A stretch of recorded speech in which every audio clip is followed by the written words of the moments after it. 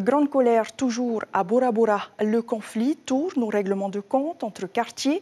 Chacun accuse l'autre d'être responsable ou de dénonciations calomnieuses. Pour éviter les affrontements, les 3 jeunes accusés présumés ont dû être transportés à l'aéroport par bateau depuis leur quartier. Ils ont été présentés au juge des libertés cet après-midi. Nous y reviendrons. Mais d'abord, une de nos équipes s'est rendue sur la perle du Pacifique et vous allez le voir, les tensions sont palpables. Le récit de Mérénie Gamblin sur des images de David Chang. C'est dégueulasse, dégueulasse. Nohéana dit au revoir à son frère Faitohia depuis la plage. Il fait partie des 3 mis en cause dans l'affaire des bagarres qui ont gravement blessé Hiro Marakai samedi soir. Mais pour sa sœur, il est traité à tort comme un accusé.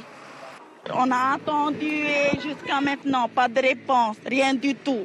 Tu as vu ton frère là, passer devant toi? Ça fait mal au cœur. Ça, c'est pas un quai. C'est comme si c'était des animaux.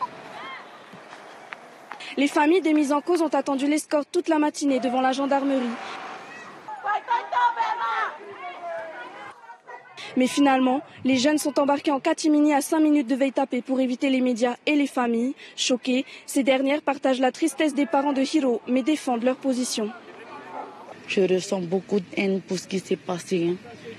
C'est pas notre faute parce que c'est eux-mêmes qui ont agressé. D'abord, ça venait sur mon tonton et Lévi. Mon tonton, il était en train d'aller pardonner Lévi. Mais maintenant, il n'a pas accepté. Lui, il a couru, mon tonton a marché.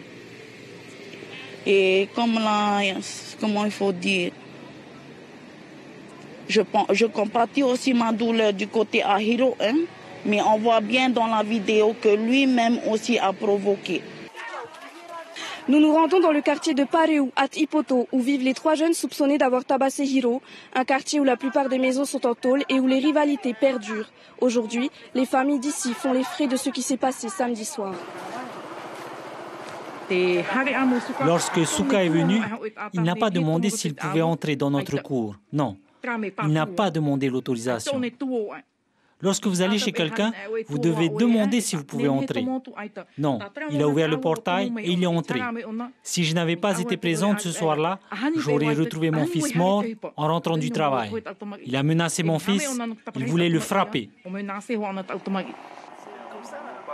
Le délégué en charge de la prévention de la délinquance de la jeunesse est arrivé aujourd'hui sur l'île pour rencontrer les familles et les différents acteurs communaux. Des actions devraient être mises en place pour canaliser ces jeunes. Une des premières propositions que l'on fera, c'est peut-être la mise en place du dispositif Fahiroa qu'on a pu connaître depuis 1 an et demi sur le parc Paofa et qui a porté ses fruits ici, sur Bora Bora. Mais il faut qu'on le fasse et qu'on le pense ensemble et puis surtout qu'on peut adapter les activités au niveau de l'île.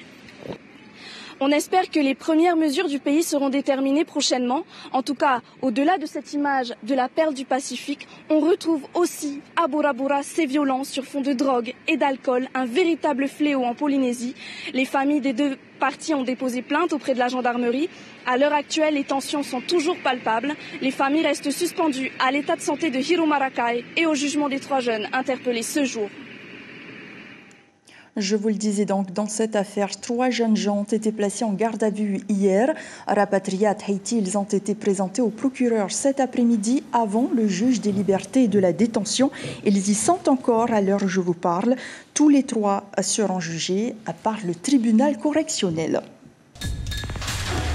L'information en continu sur Polynésie la première, Internet et réseaux sociaux.